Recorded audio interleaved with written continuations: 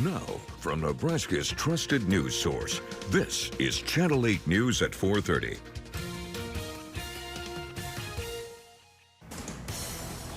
Now at 4:30, the rates debate, what the Federal Reserve's decision on interest rates means for your family. Plus, bracing for impact, how communities across Nebraska are preparing for possible cuts to Medicaid as the program is set to lose $1 trillion. And Pantry replenished, how a local community is providing an abundance of free food for those in need and why others are seeing less support. But first, breaking now, the Federal Reserve makes a new announcement on interest rates. Good afternoon, everyone. Thank you for joining us on this Wednesday. I'm Mackenzie Johnson. A much anticipated decision to hold interest rates steady. It comes as the president has urged the chairman to lower rates, but the decision is made by a board and comes amid intense debate. ABC's Alex Stone explains.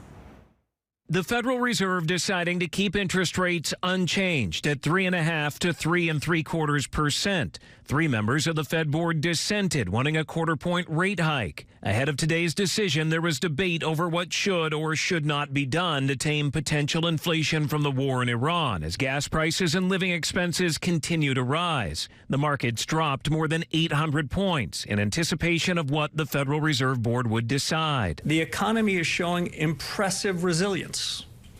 Even with recent shocks, the trends are positive and reveal solid growth. This comes as war impacts have fears growing about inflation. Global oil prices are up more than 6%, now hovering at around $90 a barrel. And according to a new Reuters Ipsos poll, 59% of adults in the U.S. say they would describe the U.S. economy as weak. Only 3 in 10 adults say they have enough money to live comfortably. President Trump wants the rates to go lower. And the board members are very political, I would say. So, we fight our way through the race because we're doing so well. Keeping rates steady takes more of a wait-and-see approach by the Federal Reserve rather than raising them to try to impact possible inflation. Fed Chair Kevin Warsh says keeping rates steady is the right move to make. We'll be watching inflation data over the period ahead, but I also don't want you to leave the misimpression that we're sort of breathlessly waiting that. While some economists say a rate hike is needed, the Fed tries to steer clear of changing rates around election time, and a hike in the next couple of months could have an impact for Republicans as the president has called for rates to come down. Alex Stone, ABC News, Los Angeles. Time now for a look at our first forecast at 4:30. A little warm and muggy out there after we got some rain. Here's meteorologist Dominic Ferraro. Dom. Hey, good afternoon, Mackenzie. Almost an opposite scene here on your Allo Communications camera than we saw earlier today. It was overcast, a few showers out there. Now plenty of sunshine, maybe a few wispy upper level clouds, and temperatures right now in the upper 80s. It's 88 in Lincoln with a high temperature so far today of 89 degrees, 85 in Beatrice, 85 as well in Hastings, in the mid to upper 80s then for Kearney, York, and Grand Island. It's the humidity, though, that has really gotten us this afternoon. As we go forward, though, for the rest of your evening, we'll be in the upper 80s for just a touch longer, than down into the lower 80s by 9 o'clock tonight, with temperatures then in the 70s as we head into your early Thursday morning. It's the dew points, though, that are going to make things a little challenging for any outdoor plans tonight as they hold steady here in the mid 70s, and that's pushed our heat indices for your feels like temperature into the mid 90s this afternoon. So be ready for a little heat and humidity as we go out the door. And then as we turn our attention then to Thursday, the potential for severe weather, especially for north central and central portions of the state, though can't rule out 1 or 2 making its way towards us here in southeastern Nebraska. More details on that in a few minutes. All right, thank you, Dom. Developing now, the Trump administration is ending a key Medicare subsidy program. That means some premiums could increase as much as $20 more a month. ABC's Rachel Scott has those details. Well, yes, this move by the Trump administration is important. It will result in millions of Americans who do rely on this particular Medicare subsidy paying more for their drug premium. So let's walk you through this. Over the last 2 years, the federal government spent billions of dollars for this program aimed at lowering the cost of drug premiums for Americans 65 or older on Medicare. It was put into place by the Biden administration to offset premium increases for Medicare prescription plans known as Part D.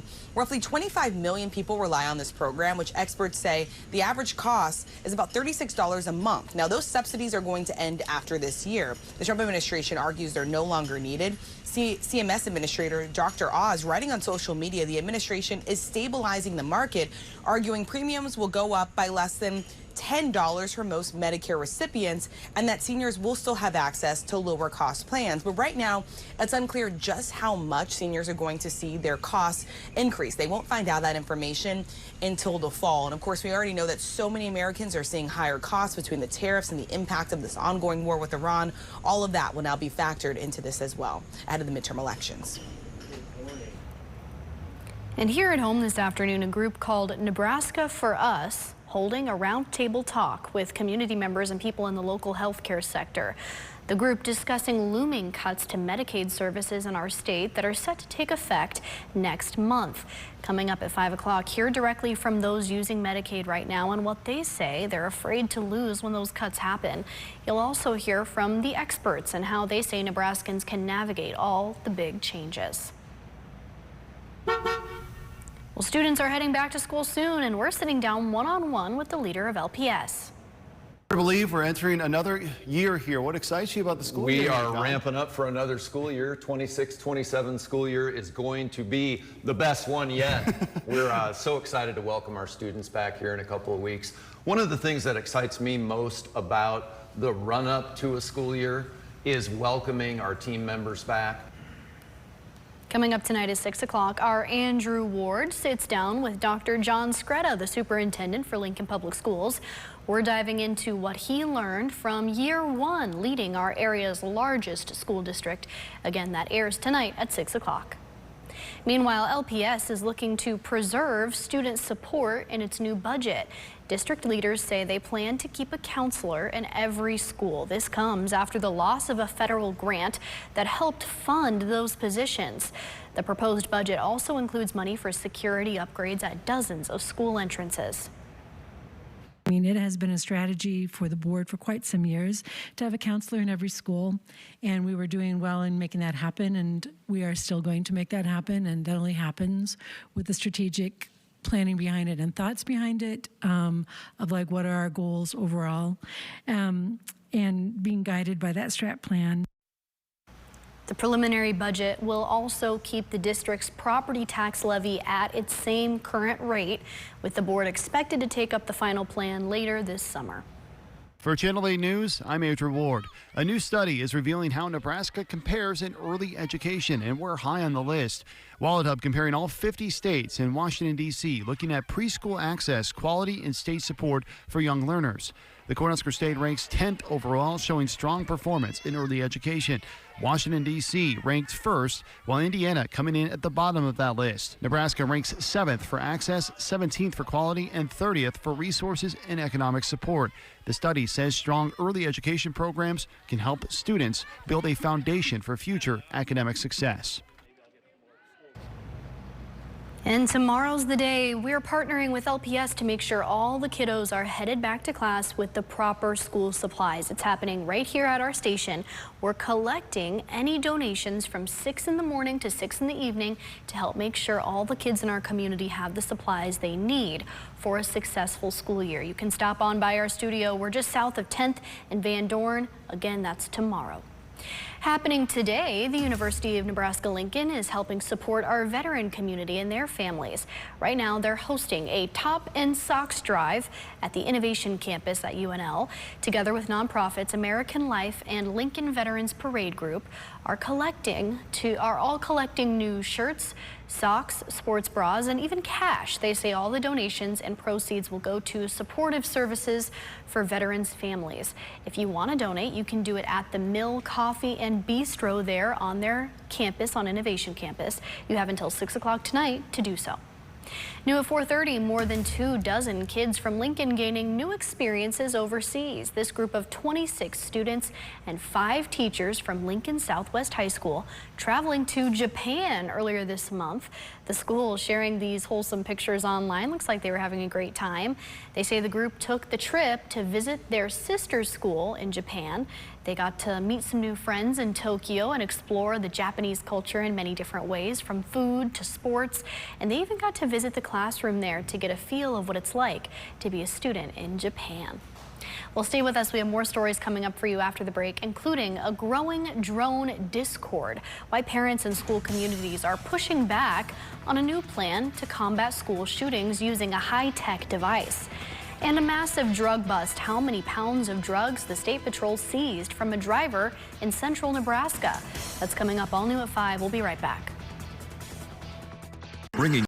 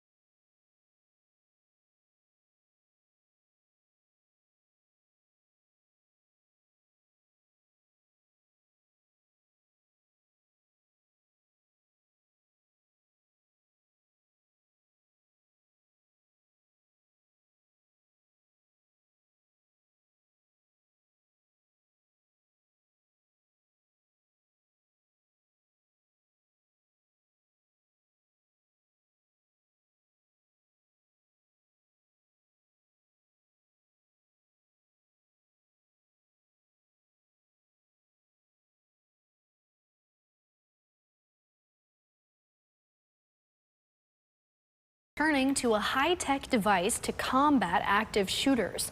They're equipping themselves with drones capable of distracting armed suspects. They can shatter windows, deploy pepper spray, and do much more. But not everyone is sold on the idea. Here's ABC's Sophie Flay. These drones can zoom across a school campus in just seconds. Their goal? Help stop an active shooter. At least 9 schools in Florida, Georgia, and Colorado are now being equipped with the drones, which are designed to distract a school shooter until police arrive by flashing strobe lights, sounding sirens, and spraying pepper gel. The aircraft, called Campus Guardian Angel, can ram into a threat at 50 miles per hour. Mithril Defense, the company behind the drone, says they'll be stored at the schools so teachers can activate them during an emergency. But some parents are raising concerns. They are operated remotely from Texas. These are our tender babies, and they are now going to have to be in a place where there are drones flying around. Critics also argue the drones could misidentify a threat, and they argue school resources should go towards preventing gun violence. The debate over technology in schools isn't just about security. In New York, one district is pausing its plan to bring an AI-powered robot into the classroom after pushback from parents and teachers. The $60,000 robot, nicknamed Sally, was created by Realbotics. It's designed to serve as a teaching assistant for high school students studying robotics and other technology fields. But concerns were raised about student privacy and whether a robot should have any role in teaching in the classroom. Sophie Flay, ABC News, New York. New tonight, overwhelming support from the community showing up for those in need. This little free pantry in Milford getting a big replenishment this morning. Take a look at the abundance of food on the shelves. Some items even sitting in boxes nearby because there's not enough space inside the pantry. Now, all the items are being donated by community members after a cry for help from the organizers, and now people in Milford answering the call. Coming up tonight at 5 o'clock, we'll be able to see the pantry and you'll hear from those managing it, learn how all the food will be distributed. We are also breaking down how it compares to the ones here in Lincoln, as it has had a hard time getting filled despite calls for help. Now let's get our full forecast at 4:30 with meteorologist Dominic Ferraro. Dom, how's it looking out there? Hey, Mackenzie, anyone heading out for any Wednesday evening plans, just be prepped for a hot and muggy evening ahead. That sunshine has helped heat things up a little bit, and we're going to be still dealing with some higher dew points, and that could have some feels like temperatures that aren't necessarily the most comfortable for anyone going outside tonight. Then we turn our attention to Thursday morning. We could see a few lighter rain showers out there, and that could have an impact then on our potential for strong to even severe storms as we head into your Thursday night and early Friday mornings. If we take a look at those current temperatures, anywhere from the lower to mid 80s in southeastern Nebraska, a few mid to upper 80s, lower 90s as we head up towards the north. 96 up in Chadron, 92 in Valentine. It's 88 here in the capital city, and as you add in the humidity there, it feels like temperature of 96 in Lincoln, 98 up in Omaha. It feels like 102 in North Platte, so the humidity is certainly having an impact for anyone heading outside tonight. Be ready for that to join you for any evening plans here. Fairly clear on the radar, though, once we take a look at a few of those passing clouds working their way towards the Kansas-Nebraska line. We have seen a couple showers and thunderstorms pop up in southwestern portions of Iowa, but here in southeastern Nebraska, we're staying clear for the moment. As we head then into the overnight hours, we do expect things to stay on the clear side here for the moment. Western Nebraska may see another chance for showers and thunderstorms tonight, but our attention here kind of turns for the start of the day on Thursday. How much coverage we could see with these showers and how long they stick around could have an impact then on our storm chances later on in the day. This model wrapping things up here close to lunchtime, leaving us then with partly to mostly cloudy skies before some clearing as we head into the overnight hours, with storm chances firing up there in north central Nebraska as we head Thursday evening. And then this line will take a dive to the south and east as we go throughout the evening and into early Friday morning here, 10, 11 o'clock, making its way closer to the capital city, pushing through then shortly after midnight, and then leaving us with a clear start to our day on Friday. Now, in terms of severe weather potential, the greatest risk being for north central and central Nebraska in your slight level 2 out of 5 risk. That means scattered severe storms are possible. This is where we can see the largest hail and damaging winds, anywhere between quarter to half dollar sized hail and 60 to 65 mile-an-hour wind gusts. And those storms may hold on to a little bit of that strength as it gets closer to us. I think damaging winds more of the concern then, and localized flooding as it gets into southeast Nebraska. As we take a look here, there's the potential for your large hail, mainly for central and western Nebraska, and then that damaging wind threat a little greater as it makes its way here off towards the east. We'll also have our annual school supply drive tomorrow, so we might see a few light showers there in the morning, but as we head towards the afternoon, great weather here to come stop on by. Maybe a touch breezy during the afternoon, but we'll be outside from 6 a.m. to 6 p.m. Notebooks, pencils, any sort of school supplies you can think of. We'll be here collecting those all day. We'd love to see everybody there. Absolutely. Thank you so much, Dom. New developments now after a contentious hearing on Capitol Hill today.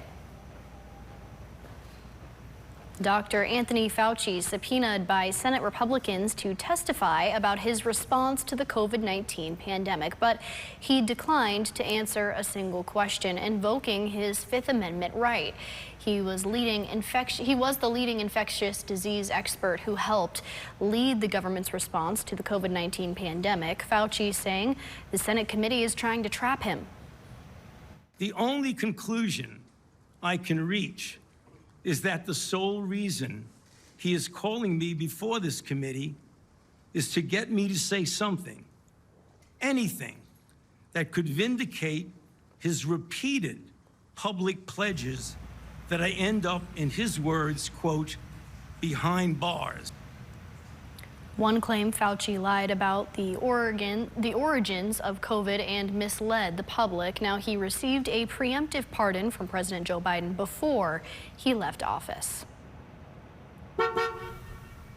Two local nonprofits helping kids around Lincoln get what they need to be back to school ready. Food Fort and Lincoln Southeast Kiwanis Club teaming up to bring school supplies to kids around town.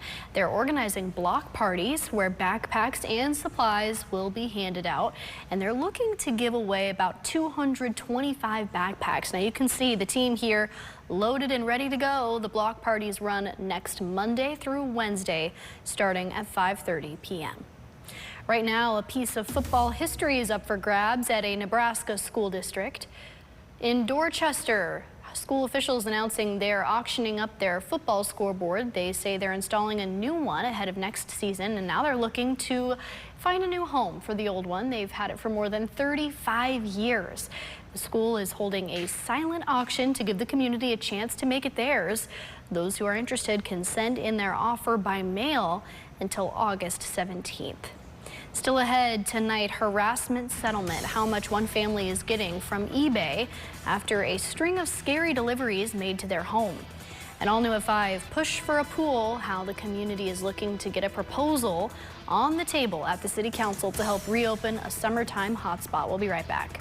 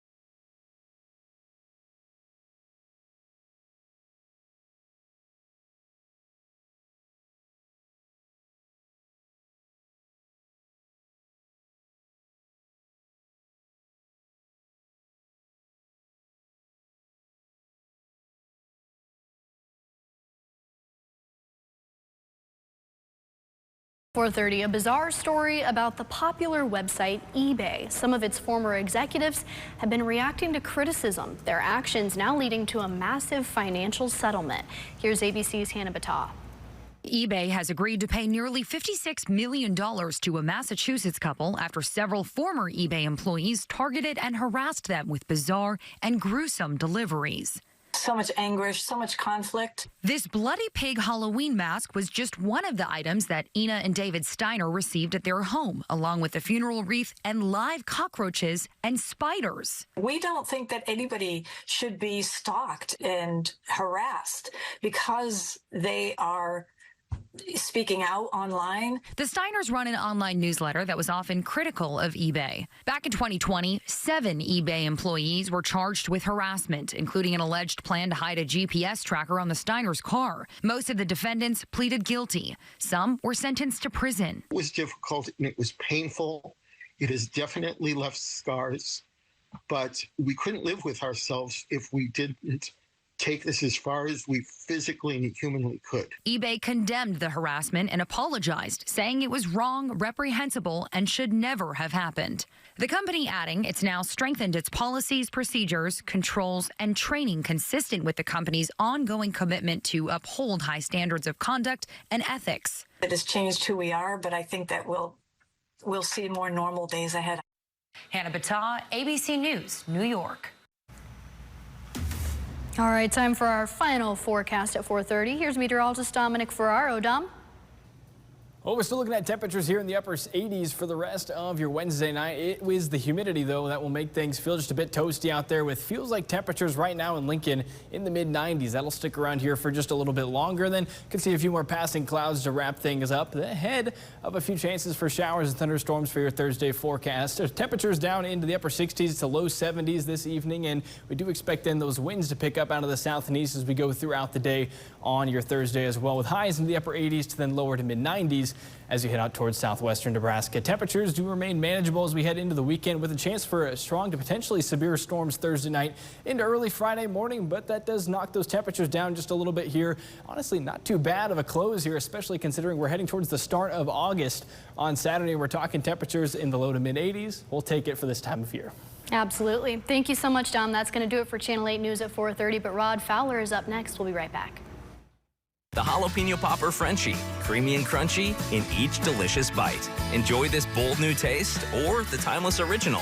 Frenchies at Amigos King's Classic. Let your voice be heard by sharing your photos and videos to the Now Local News app. Earn points and redeem them for gift cards. Scan the QR code to join.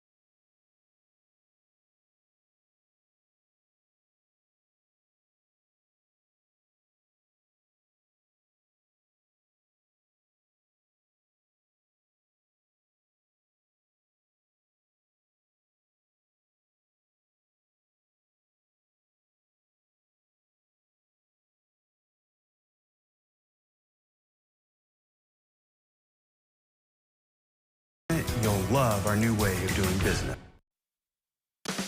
Now, from Nebraska's trusted news source, this is Channel 8 News at 5. Coming up tonight, fleeing from the scene. The fourth suspect escaped. How many iPads 4 teenagers were able to steal from a Target before 3 of them ended up in custody? Also tonight, Player of the Year. Which 3 Husker volleyball players received nominations for the prestigious AVCA award? Also, Pantry Passion. I don't ever want to see anybody go hungry, and especially children. Why the organizer of the Little Free Pantry in Milford says their community is so good at donating whenever they're low on food. And 5.5 pounds. That's how much cocaine Nebraska State Patrol troopers found during a traffic stop. What else they were able to locate in the vehicle. But first, developing now, possible big changes coming for Medicaid on the week of its 61st anniversary. How big? We're talking about $1 trillion in cuts to a program that keeps many patients and healthcare providers afloat. Good evening, everyone, and thank you for joining us tonight. I'm Rod Fowler. The group called Nebraska for Us, telling us today how devastating these cuts would be. Our Mackenzie Johnson joins us now here in the studio to break down this very real possibility. Mackenzie. Well, this isn't a new topic, but in just a few days, the consequences will be very real for some Nebraskans. Governor Jim Pillen pushing for these new work requirements that must be met for people on Medicaid, saying it will be a benefit to communities. But starting on August 1st, anyone who's not complying will be officially cut off of Medicaid benefits. And this is part of massive cuts in funding from the federal government. Now, some people are sounding the alarm on how these changes will impact individuals in our state. And today, Nebraska for Us holding a roundtable discussion with health experts in our area and community members who are dealing firsthand with the cuts.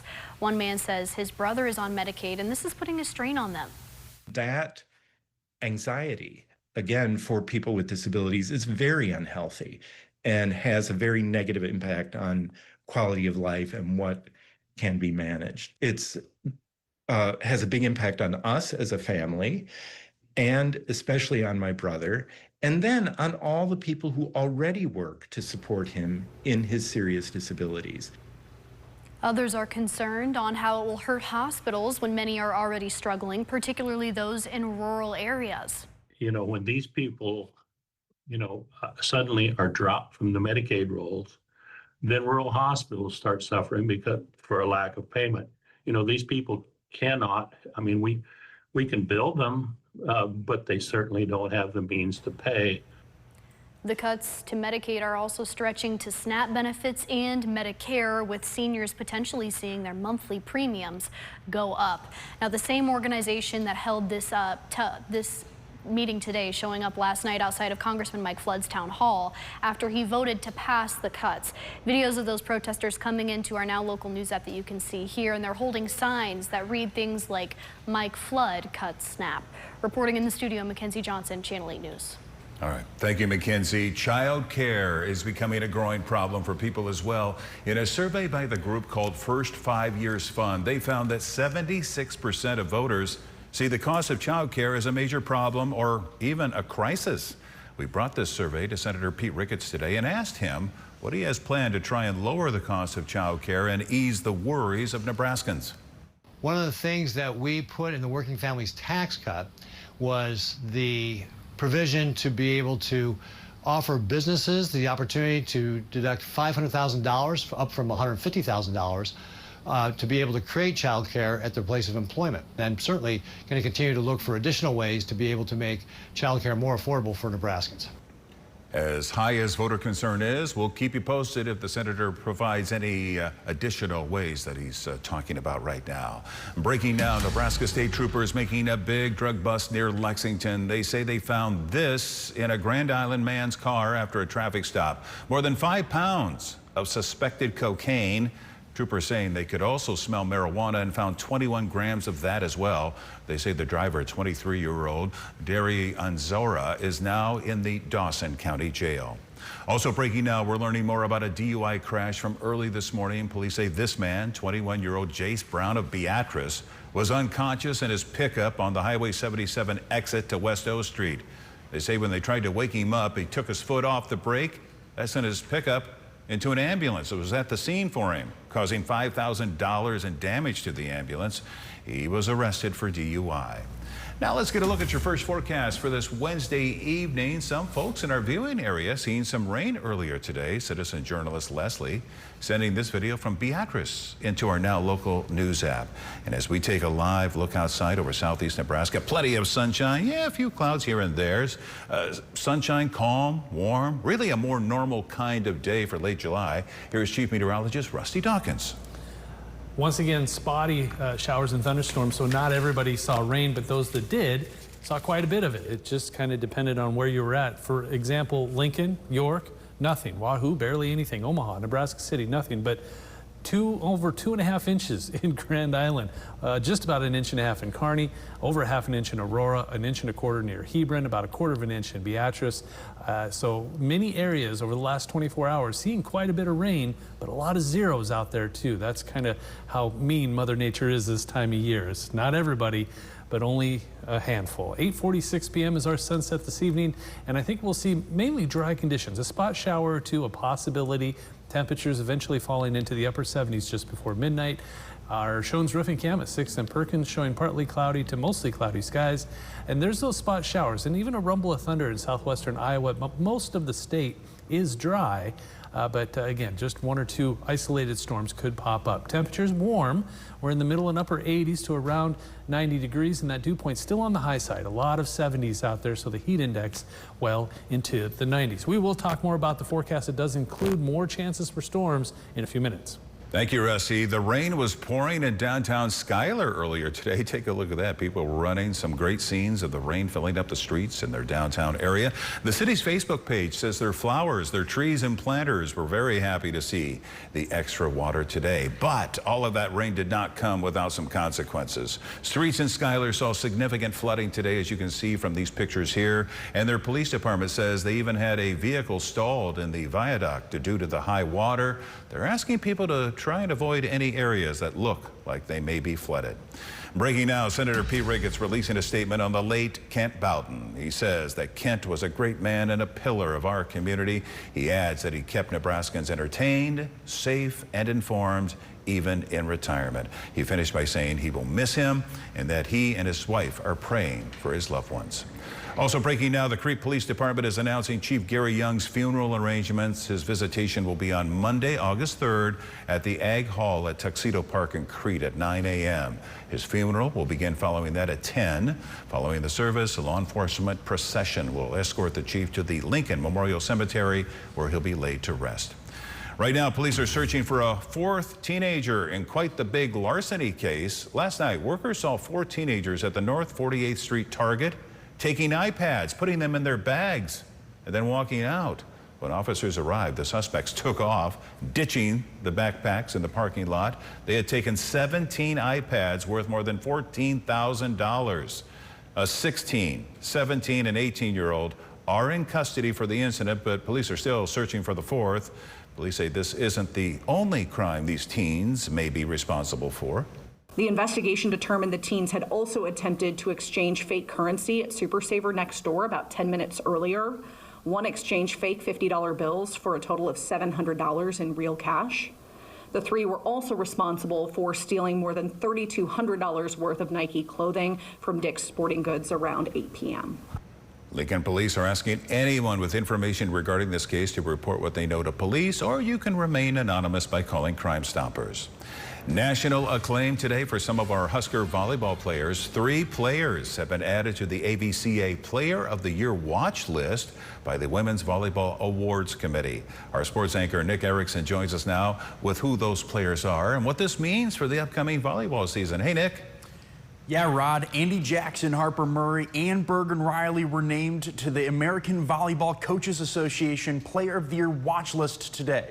The list that, like you said, was compiled by the Women's Volleyball Awards Committee consists of 30 of the NCAA's best athletes. Now, getting to your question on what does this mean for Nebraska's program as a whole?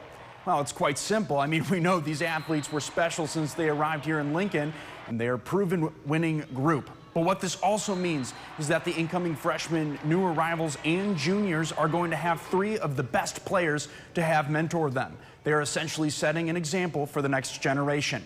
Jackson, Murray, and Riley all played under the legend John Cook. Now they take the skills that they have accumulated over the past couple seasons and step into a true leadership role for the incoming new players. As far as when Player of the Year will be awarded, according to the AVCA mid-season, additions will be made in October, while the semifinalists will be named in November. And of course, the award itself will be presented in San Antonio at the AVCA banquet on December 8th. Rod, that's all the time we have here, but stay tuned later in the 10 o'clock for more sports news. All right, thank you so much, Nick. And don't go anywhere. We have more heading your way after the break and a new batch of stories for our 6 o'clock, including Scretta Speaks. We sit down with the Lincoln Public Schools superintendent to learn what worked for him in his first year and what he has plans to do in his second. And speaking of back to school, don't forget about our drive with LPS. It's tomorrow right here at our station in our parking lot. We're going to be collecting school supply donations from 6 in the morning to 6 at night. So plenty of time for you to stop down. This is to help make sure kids in our community have the supplies they need for a successful school year. Just stop by our studio south of 10th and Van Dorn to donate. We would appreciate it. And coming up after the break, plenty for the pantry. The Milford Little Free Pantries organizer explains how they've seen so much success keeping free food stocked for their community. Don't go away.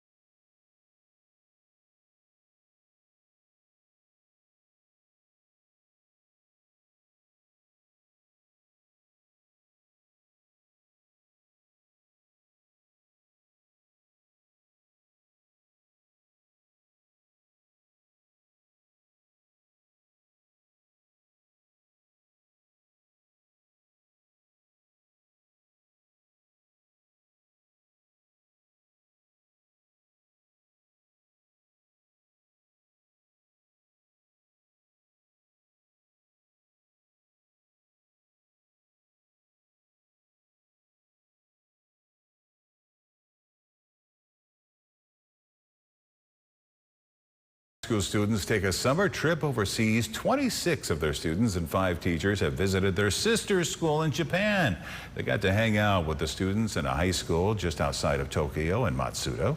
According to the school, the students really enjoyed their homestay experience, and it sure looks like it based on the smiles that you're seeing right there on their faces. All right, let's get a final check of the weather with Rusty Dawkins.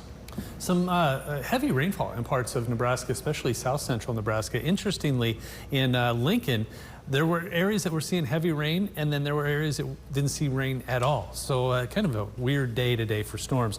There's still some storms out there, especially northeast Nebraska into southwest Iowa, a couple of thunderstorms, a couple of bolts of lightning on the other side of Omaha. But much of the state right now is quiet and warm, middle and upper 80s to around 90. That heat index well into the 90s. There's still a lot of dew points out there. Temperatures tomorrow morning around 70, highs tomorrow in the 80s. Thank you, Rusty, and thank you for joining us. World News is next. See you back here at 6 o'clock.